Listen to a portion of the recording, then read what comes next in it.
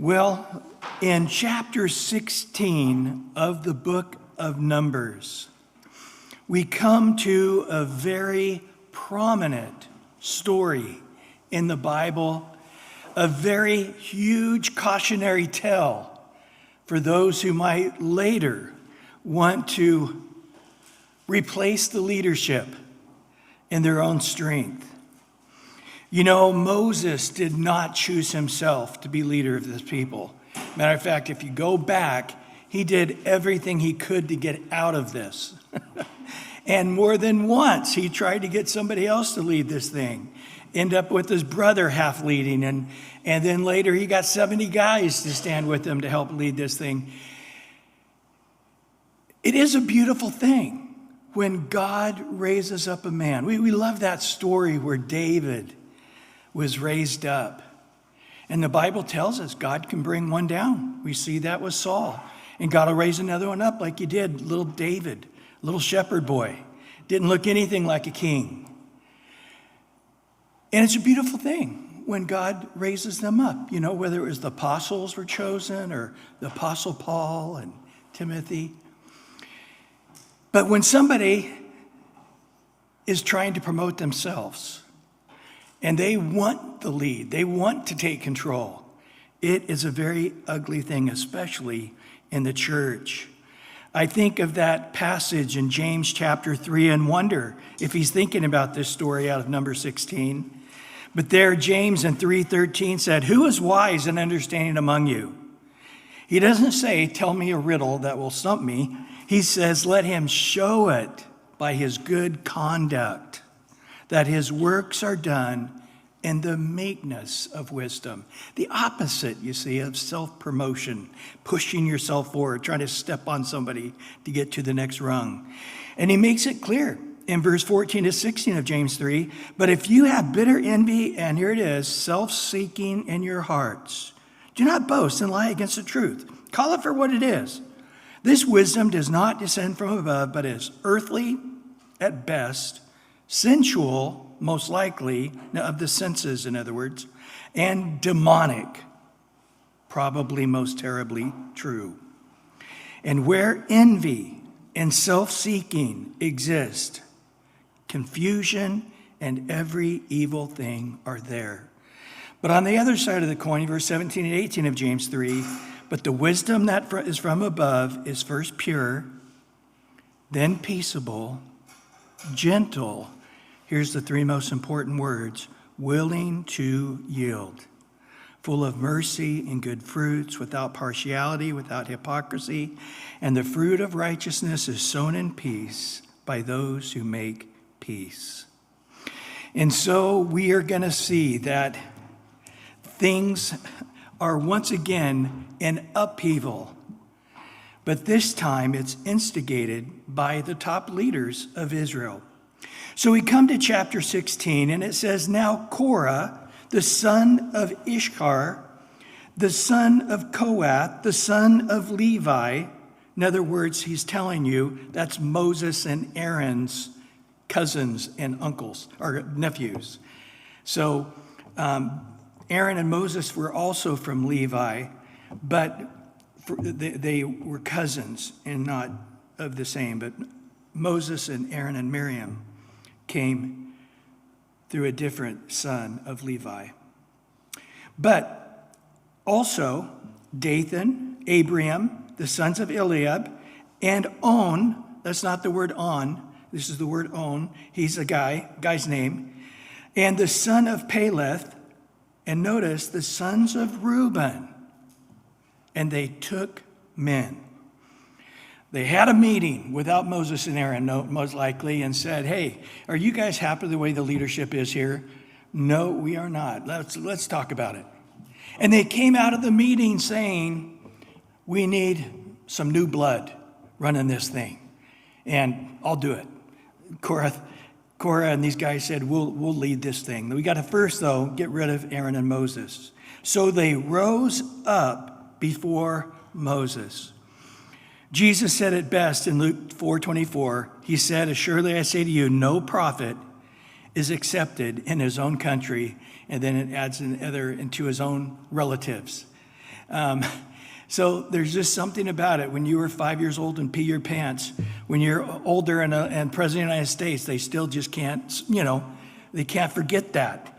And so Moses, even though he was this great man of God, they had no renown for him whatsoever. So they rose up against Moses with some of the children of Israel, 250, notice this, leaders. Now in the King James, it says princes. Now the reason I want to point this out is I have heard people incorrectly say that these are 250 elders. Not so. Skip over to verse 25 and look at the very end. It says there that the elders of Israel followed him, Moses. They stood with Moses. The elders stood with Moses. Now, who are those guys? I guess they were the 70 that were picked back in Numbers 11. I really didn't make a big deal of this until this time, teaching through it, where I saw this. And so these leaders of the congregation, representatives of the congregation, men of renown. You wonder if Moses, who's writing this, is tongue-in-cheek. These guys were, great in their own minds. But nevertheless, they did represent the 12 tribes. So remember back early in Numbers where leaders were chosen from the 12 tribes?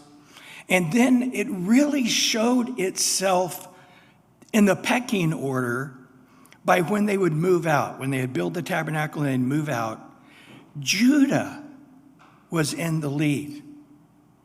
But Reuben is the oldest son that should be honored, right? And so anyway, you've got basically, if you do the math, somebody from each tribe. All 12 tribes, we're going to see in just a minute, they got all the congregation on their side. So it wasn't like, half was with Moses and Aaron and half wasn't. It was virtually everybody, but a handful of people stood with Moses and Aaron. Well, in verse 3, they gathered together against Moses and Aaron. That is the same terminology in the Hebrew when they stand up against somebody in battle. We'll see the Philistines gathering together against Israel in battle. The same thing. So this is the spirit of it. Moses said, man, it was like they were coming for battle. You had these 250 guys, princes from each tribe, and they took men. They had a whole bunch of guys with them. And it was a giant crowd of hundreds of guys coming.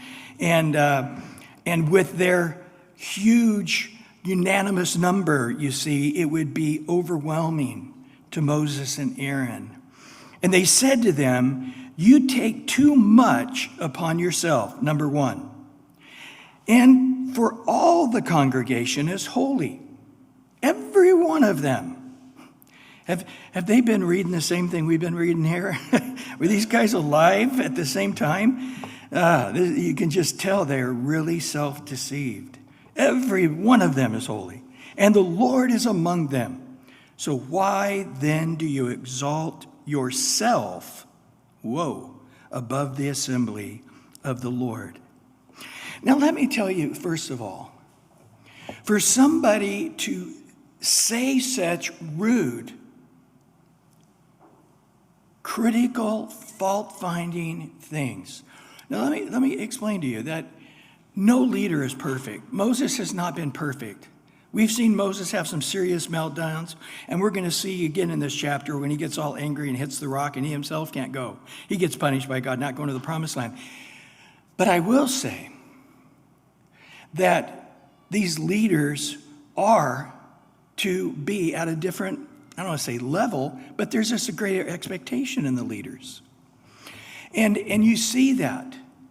And predominantly that they were chosen by God, that they didn't get the votes or manipulate the system or, I grew up in a church, a denominational church, I almost said the name, but it was funny because, they had 150 people that came on Sundays, but people that were actually members of the church in this small town that I grew up in were hundreds.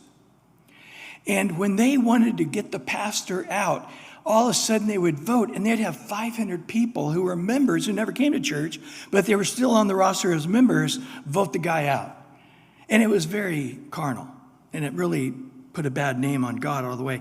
And so again here, it's just very clear that God is the one who raised these guys up, but yet in their deluded minds, they do not believe that. I think of Hebrews chapter 5, verse 4, where it says, "No man takes this honor to himself, but he who is called by God." Example, this very situation, just as Aaron was. Aaron didn't say, hey, if there's nobody else to fill the high priest role, you can sit, throw my name around. No, he was chosen by God. Now, was Aaron really superior to everybody? Not by far. The guy was a rascal. We know that. He was the first one to say, give me your gold, I'll make a golden calf. And so I've got a really strong feeling that his sons were equally men of not great character. And I think this is what bred this. The Kohathites. Remember who the Kohathites were? When the Levites were broken into numbers, you had those that were from the house of Moses, Aaron, and Miriam. Those kids of Aaron would only be high priest. But then the next three groups, the three groups you had, was the Kohathites, the Gershonites, and the Merarites. And remember, the Kohathites are the ones who got to handle the most holy things. They carried the most holy things. They were, if you would, the elite group of priests among the priests, except for Aaron and his was 4 sons, now down to 2 sons, as we know from Leviticus 10. 2 of them didn't make it very far. They didn't make it past day number 1 at the tabernacle. And they're probably looking at these guys going, these guys are going to be our next high priest. They're bums. I'm not going to submit to that. And so Korath is pushing himself through. And then maybe the Reubenites are going, yeah, those sons of Judah, they have nothing on us. We should be in our rightful place as son number 1. And when you have this critical and fault-finding spirit, all I can say is if you do have that critical fault-finding spirit towards anyone, especially in leadership, I would repent and do it quickly. Because we find in Hebrews chapter 12, verse 15, he says, looking carefully lest any fall short of the grace of God, lest any root of bitterness spring up, surprises you how bitter you are, and causes trouble. And then listen, by this many become defiled. The time we get to the end of this chapter, guys, thousands of people die because of that bitter, demonic, self-seeking, critical, fault-finding spirit sort of went on the entire congregation. So when Moses heard this in verse 4, he fell on his face. He's like, you guys don't understand what you're saying. You're basically saying, I've raised myself up. I'm the leader because I, by force, made myself the leader. And you are really speaking not against me, but against God, because God is the one who raised me up. And if you're unhappy with that, you're really unhappy with God. And he falls on his face in just horror of what's going on here and how much they're making themselves an enemy of God. But guess what? Verse 22, this time, it says here, Moses fell on his face. But the next time in verse 22 and verse 25, both of them, Aaron and Moses, both fall on their face. And then in chapter 20, verse 6, they fall on their face again. There's a lot of falling on the face here. You get to heaven, you're going to know who Moses is right away. He's the guy that's got the skid marks on his face and a nose, a flat nose. But he spoke to Korah and all the company, saying, tomorrow morning the Lord will show who is his and who is holy, and will cause him to come near to him. that one whom he chose, he will cause to come near to him. Now, we saw earlier that Moses was the meekest man, the most humble man on earth. And so I've been in this situation. And I've been stood by a number of pastors who have been in this situation. And let me tell you, when good men, your top men, say, I don't think you should be the pastor or be the leader, sometimes it's other positions that people come against them. Your heart isn't going, put up the dukes. We're going to fight it out. Let's do a cage match, and whoever stands is the... You actually say, you're probably right. I look at myself every day going, God, I can find 10 more holy people than I am in the church. Why aren't they the pastor? I think Moses thought, you know what? You guys are really amazing guys. Korah and Abraham and On and Abiam, maybe God is shuffling the deck here, and I'm just so distant from God myself that I haven't heard God, what he has said on this point. I don't think Moses was saying, oh, man, they're going to take my position away. I'm going to show them. It's funny, back in the early days of the Jesus movement, you always had guys coming around. And I got phone calls several times from guys going, this guy showed up, I never saw him. And he said God told him he's supposed to be the pastor. And then that happened to me 2 or 3 times. And when they talk to me saying, hey, I think I'm supposed to be the pastor, I always say, don't tempt me. You can beat it tomorrow. I'm not here at this point. I've been beat up so much. I'd be happy to not be the pastor. But I think Moses was in that place. But he's like, I don't know. This is a time that God can search my heart and show me if there's wicked ways in me, that I am creating this void, this vacuum of lack of leadership or lack of guidance that these guys are feeling like they need somebody that's a better leader. Maybe they're right. Maybe they do need a better leader. And so Moses said, let's spend the night. Let's sleep on this.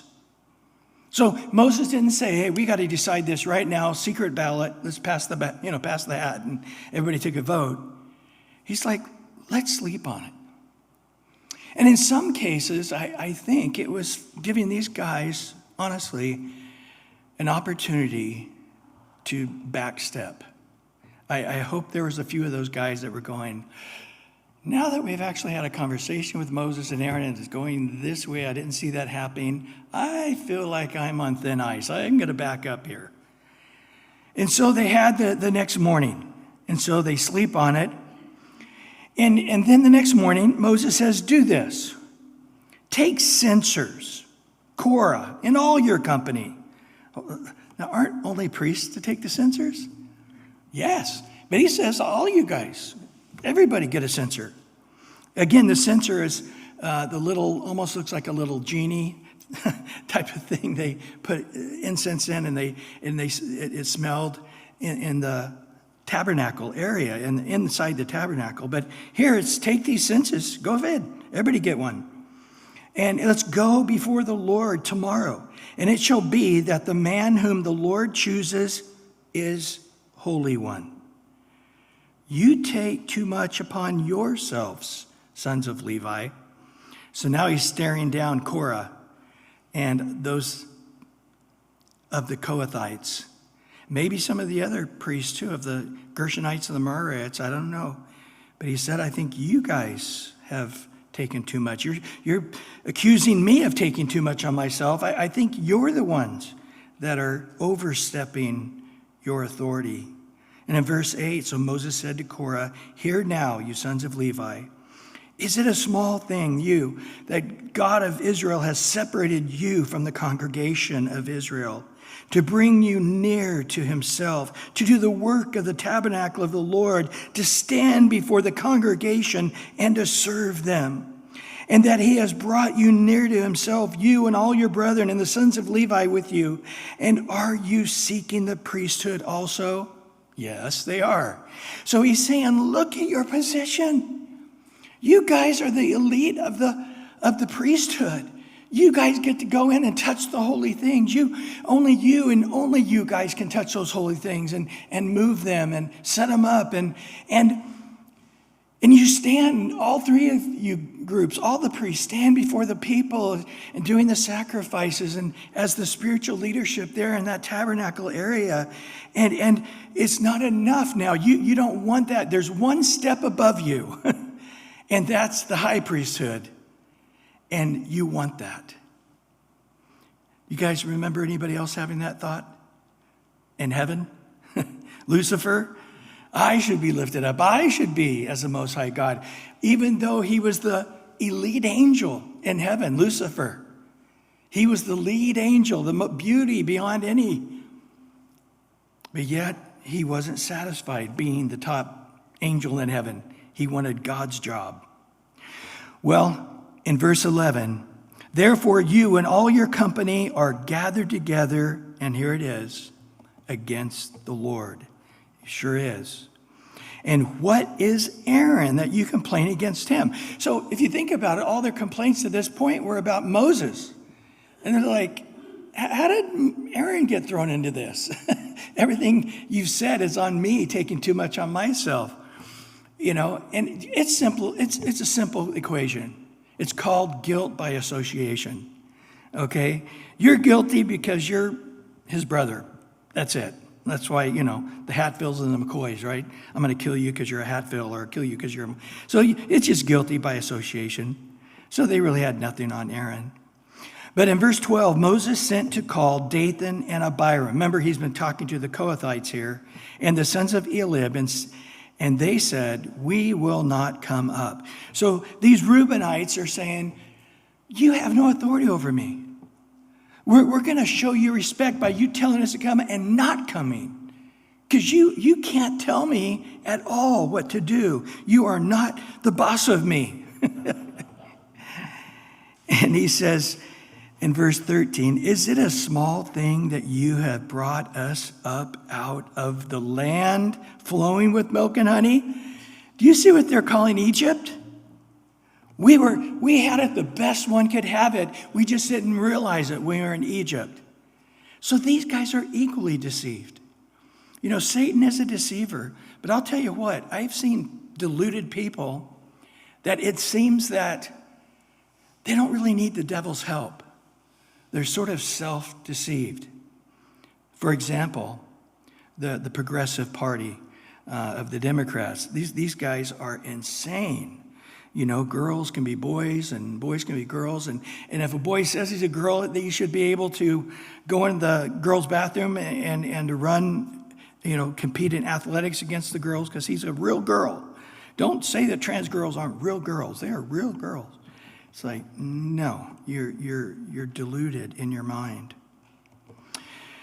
And many other things as well. And so they're saying, man, you already took us out of the land of Egypt, and we know why you did it. It's to kill us in the wilderness. Do you remember this? This is way back at the beginning. Their parents said this when they first came out of Egypt. They said, God brought us out here to kill us all. That was they're now repeating the old line that you should keep acting like a prince over us. Whoa. Moses, the humblest man on earth, was acting like a prince. You know what's ironic about this, guys, don't you? He was the prince of Egypt. The land flowing with milk and honey, Egypt. He was the prince there. But he went to try to deliver some Hebrews and killed one of the soldiers. And he knew that even if you're a prince, that's the death penalty. And he fled for his life. And for 40 years, he took care of another man's sheep until all such prince-type things in his brain were gone. He really was a prince, but he never acted like that when he came out of the desert at the age of 80. But in verse 14, moreover, you have not brought us up out of the land flowing with milk and honey, nor given us inheritance of fields and vineyards. Will you put out the eyes of these men? We will not come up. So the messenger is writing all this down or getting all this down. And he said, you've not got us into the promised land. Again, deluded thinking. They would have gone into the promised land. We just covered this in chapter 13 and 14. But they're the ones that got mad and wanted to kill Moses and Aaron and Joshua and Caleb for trying to get them to walk by faith and go into the promised land. And so now they're blaming the ability not going into the promised land on Moses when it was really their own fault. And they knew this. And then he says, you guys are a bunch of manipulators. You guys are a bunch of liars. You spin the news cycle, and so you make everybody, follow blindly your craziness. But there's no blinder in our eyes. We see clearly. You're the one acting like a prince. You're the one that kept us from getting to the promised land. And then Moses was very angry. And he said to the Lord, do not respect their offerings. I have not taken one donkey from them, nor have I hurt one of them. So this was a real needling point for Moses. Now you say, oh boy, we're never supposed to be angry. There is an anger from the fleshliness of man. In other words, you cut me off on the freeway, and that was my spot, and you're disrespecting me. I'm going to zoom around you and slam on my brakes. Stupid stuff like that. That's a sin. James 1, verse 19 and 20 says, so then, my beloved brethren, let every man be swift to hear, slow to speak, and slow to wrath. For the wrath or the anger of man does not produce the righteousness of God. But on the other hand, there is a righteous anger. And in Ephesians 4, verse 26, he says, be angry, but do not sin. Do not let the sun go down in your wrath. So be angry. Matter of fact, I'll say this. There are points, if you are not angry, you're in sin. Okay? If you hear about some girl in the park getting raped and you're not angry about that, there's something wrong with you. You should be very angry about that. Now, don't sin. Don't take justice in your own hands. But we should be angry. And just to understand, there's this season in life that we need to get. We need to get in line with the seasons of life. I think of Ecclesiastes 3, those first 8 verses. To everything there is a season, a time for every purpose under heaven. A time to be born, but a time to die. A time to plant, time to pluck up what's planting. A time to kill, a time to heal, a time to break down, a time to build up, a time to weep, and a time to laugh. And look at here, a time to mourn. We're going to find out they were mourning when they should not have been mourning. And at a time to dance, and a time to cast away stones, a time to gather stones, a time to embrace, a time to refrain from embracing, a time to gain, a time to lose, a time to keep, a time to throw away, a time to tear, and a time to sow. So plowing up the field and then putting seed in the field. A time to keep silent and a time to speak. A time to love, a time to hate. There it is. And a time of war and a time of peace. Paul says, hey, if it's possible, and I'll just tell you right now, it's not.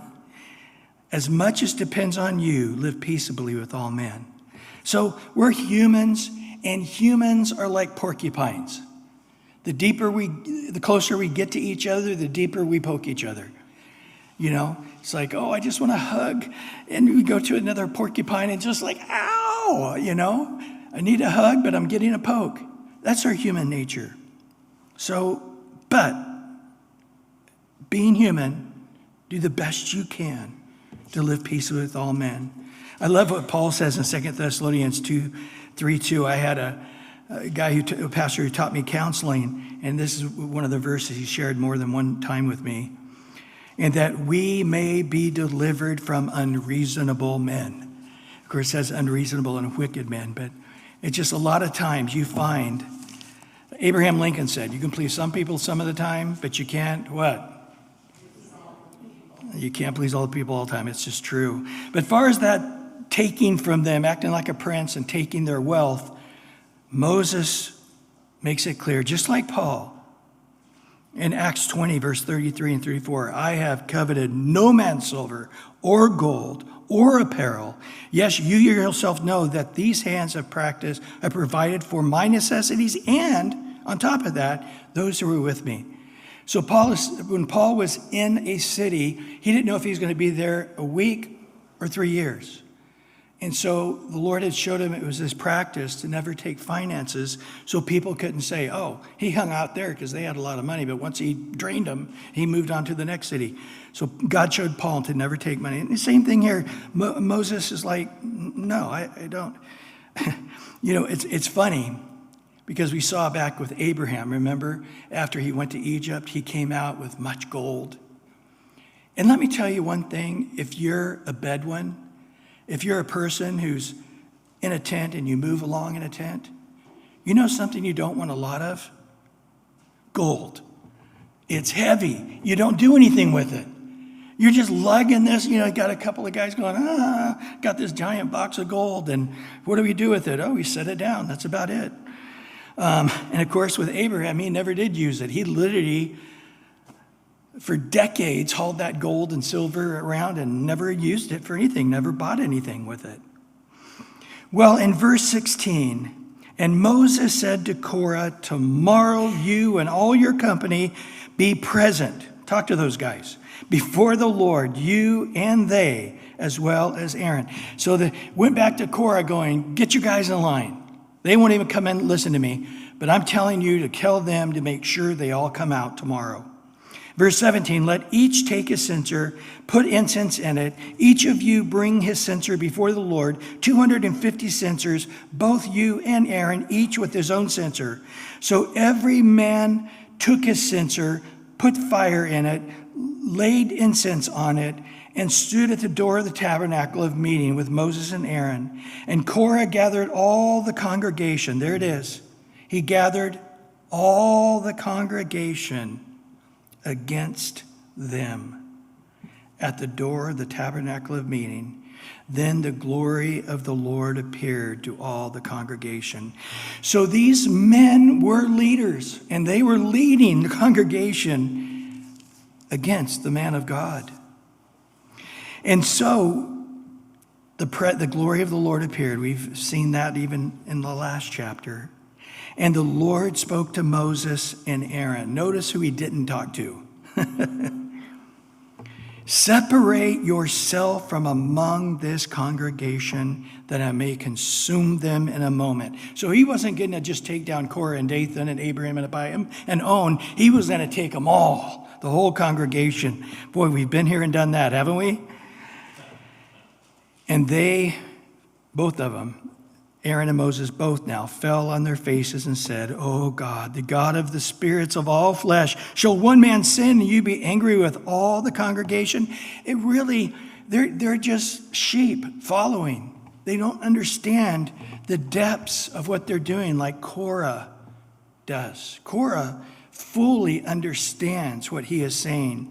I don't think everybody else understood or appreciated the depths of this wickedness. So the Lord spoke to Moses, saying, "Speak to the congregation, saying, get away from the tents of Korah and Dathan and Abiram."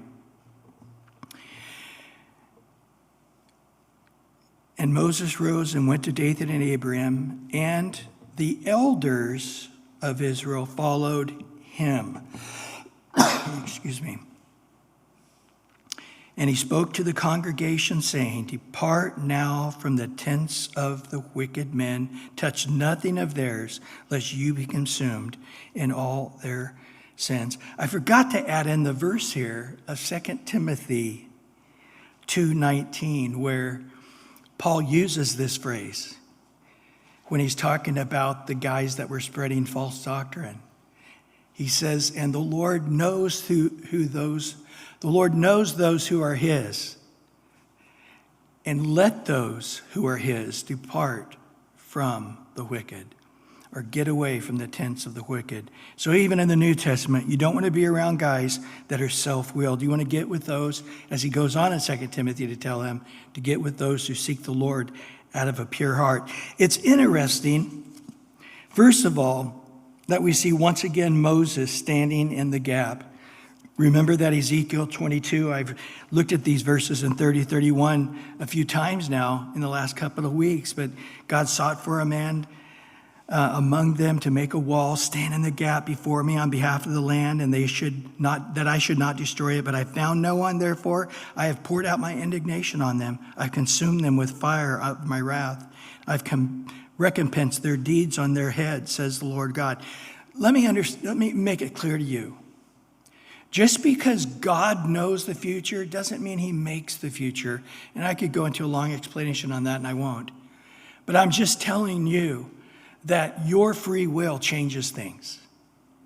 And even though I think God could know the future of your choices, I think he chooses not to.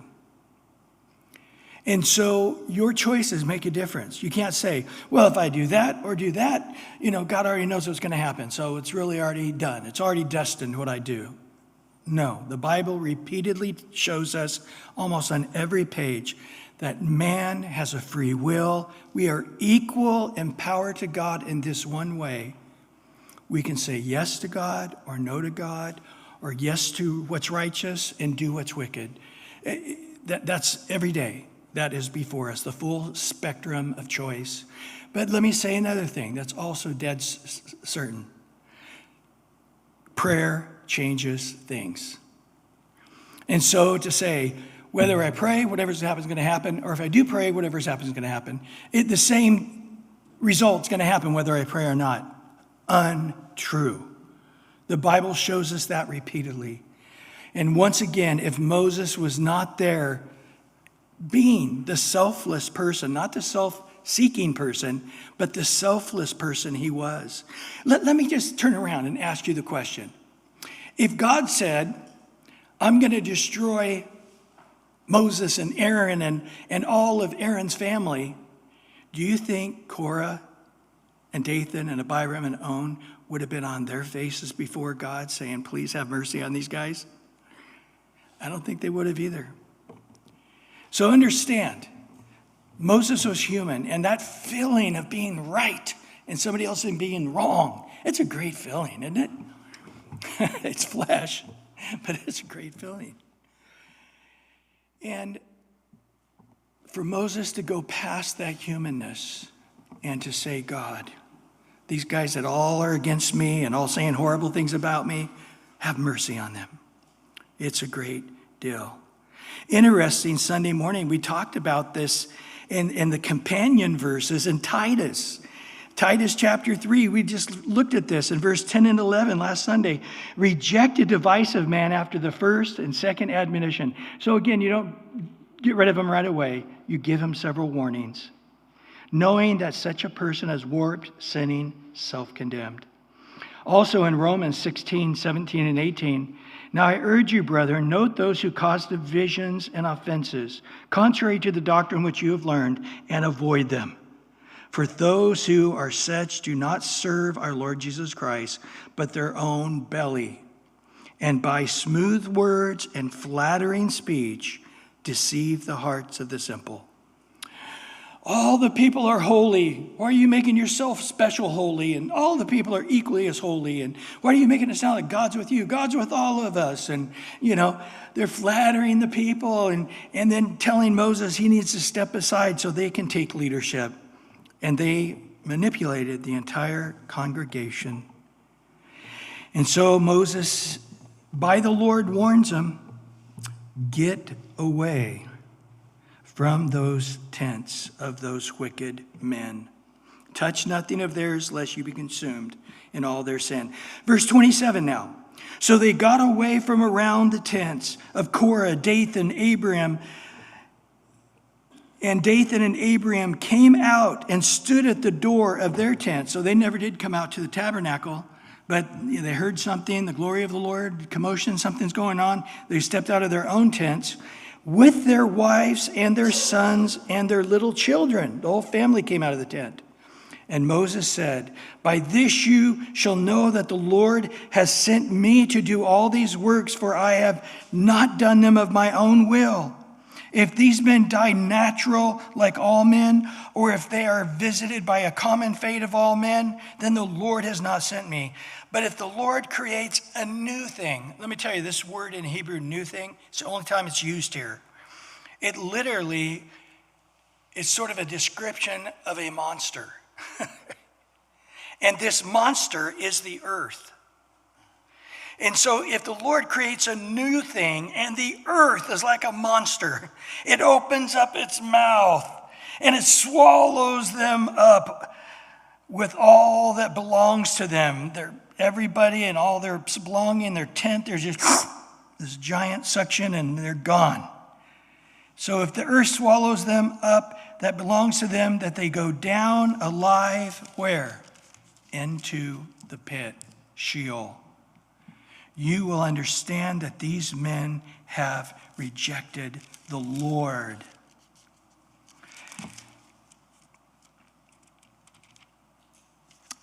Now, before you get too upset going, "Man, these guys messed up and their whole family died," look over real quick to further explanation on this story in Numbers 26, verse 10 through 11.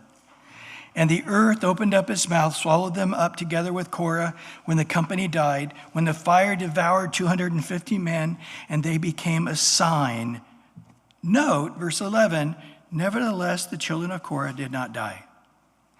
So remember back in chapter 13 and 14, God said everybody's going to die in the wilderness, but those who are 19 years old and under won't be judged with their rebellious parents. It seems like the same thing is happening here.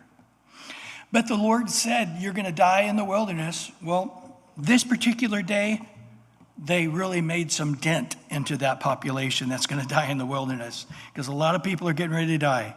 "Now it came to pass, as he finished speaking all these words, that the ground split apart under them, and the earth opened up its mouth and swallowed them up with their households and all the men with Korah and all their goods, so that they, all those with them, went down alive into the pit, and the earth closed over them, and they perished from among the assembly."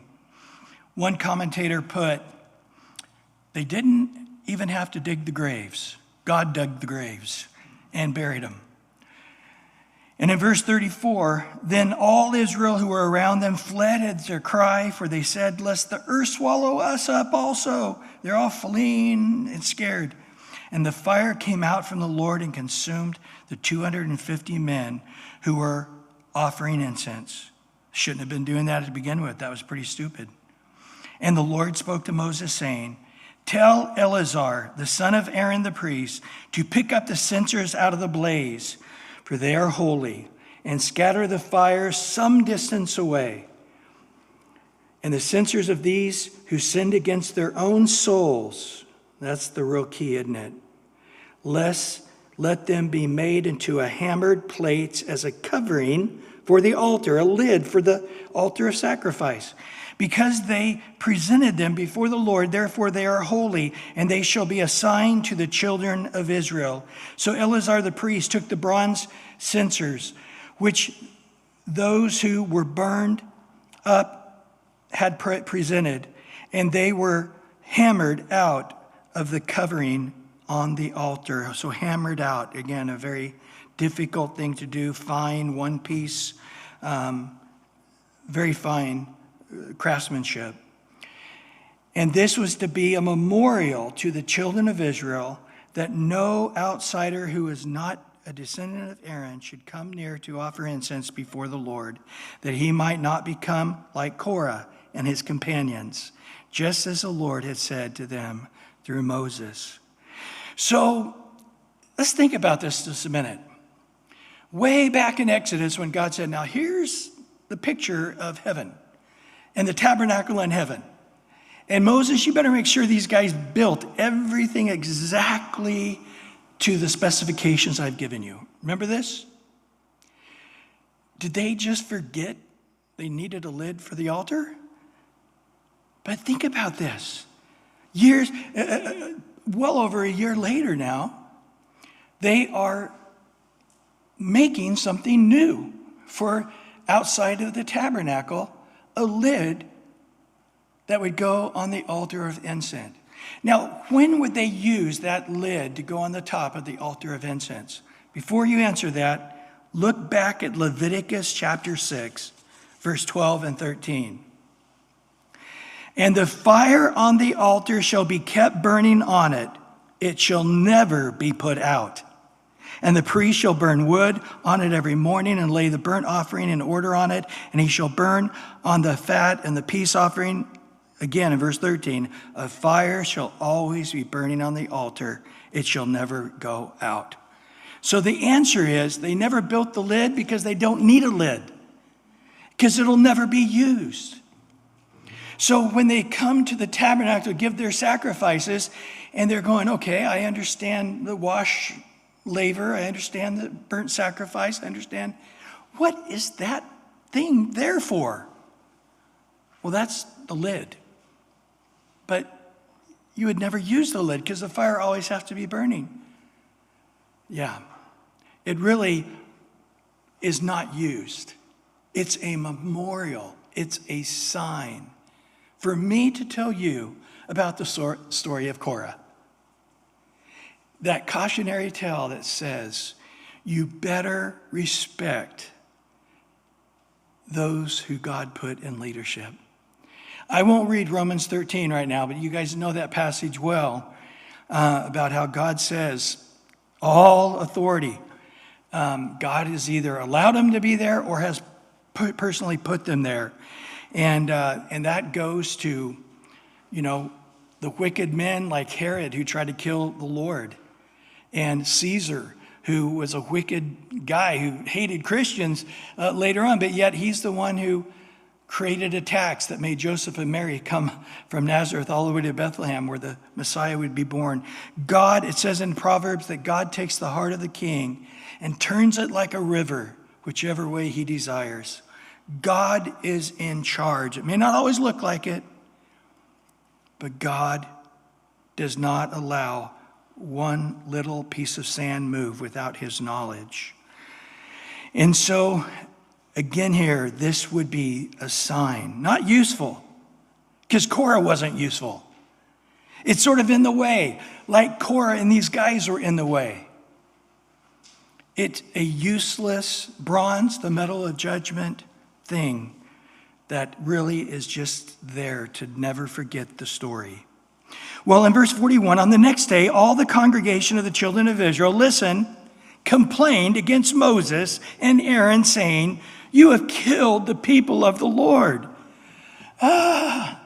So they get, Moses and Aaron get up the next morning going, you should have turned the final chapter to that story, and they get up the next morning and the whole congregation is replacing Korah and all the leaders with that bad spirit. Remember Hebrews 12? Lest that spirit defile many. And it comes back to Ecclesiastes 3 too. There's a time to mourn, and then there's a time not to mourn.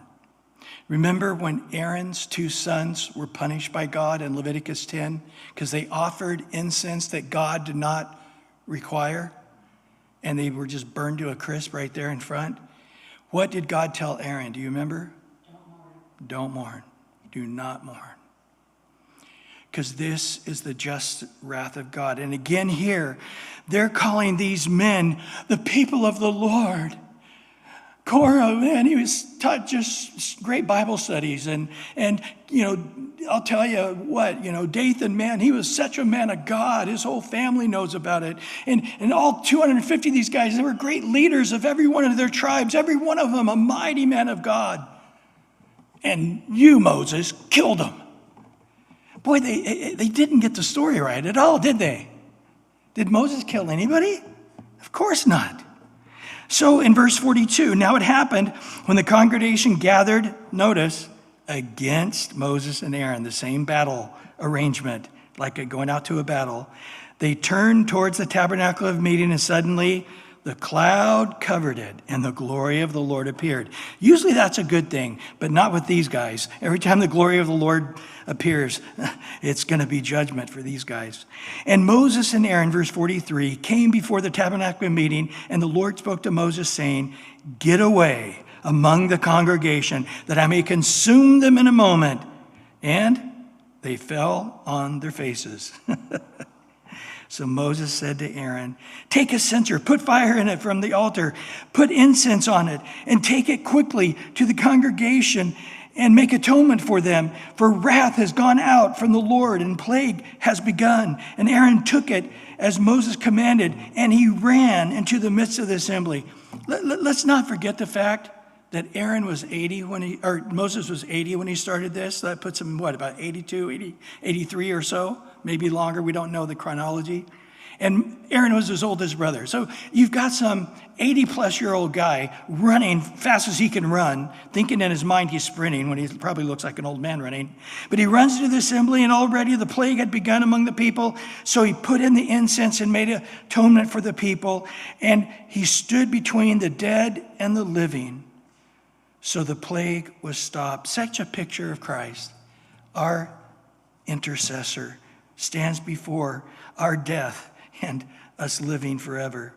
And in verse 49, now those who died in the plague were, take a look, 14,700, besides those who had died with Korah in that incident, which was hundreds. We don't know how many exactly. So Aaron returned to Moses at the door of the tabernacle of meeting, for the plague had stopped. So what do we know about these things? One is you need to understand the heart of God and be in step with him. I think of that Jeremiah 9 passage where he says, "Don't let the wise man glory in his wisdom, or the mighty man in his might, or the rich man in his riches, but glory in this, that you understand and know me." Now listen to the next part of Jeremiah 9:24, that I am the Lord who exercises loving kindness. We know what that is, right?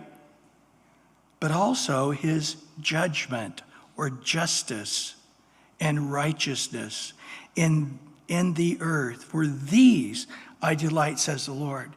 So we need to understand that when these men were punished and destroyed for their rebellion, and their hearts were bitter, and every evil thing was there, demonic, that when God purified it, basically, from that spirit of bitterness and criticalness and fault finding, that they should have realized, their eyes should have been open to say, "I rejoice in your judgment, O God."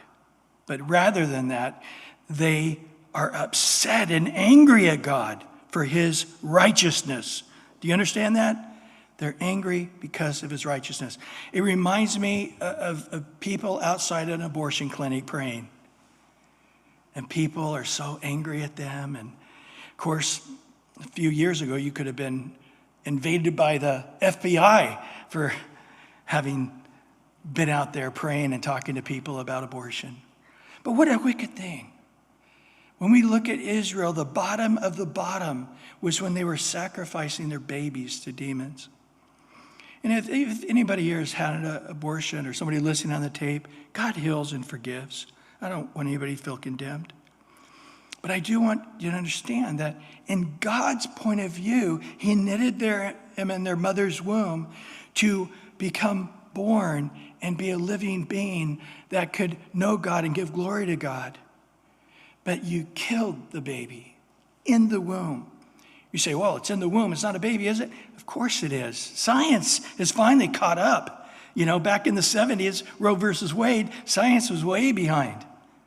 But boy, it wasn't within a few years that science jumped ahead, and we realized that just the baby is there. Not very much of them, but he's there right after conception.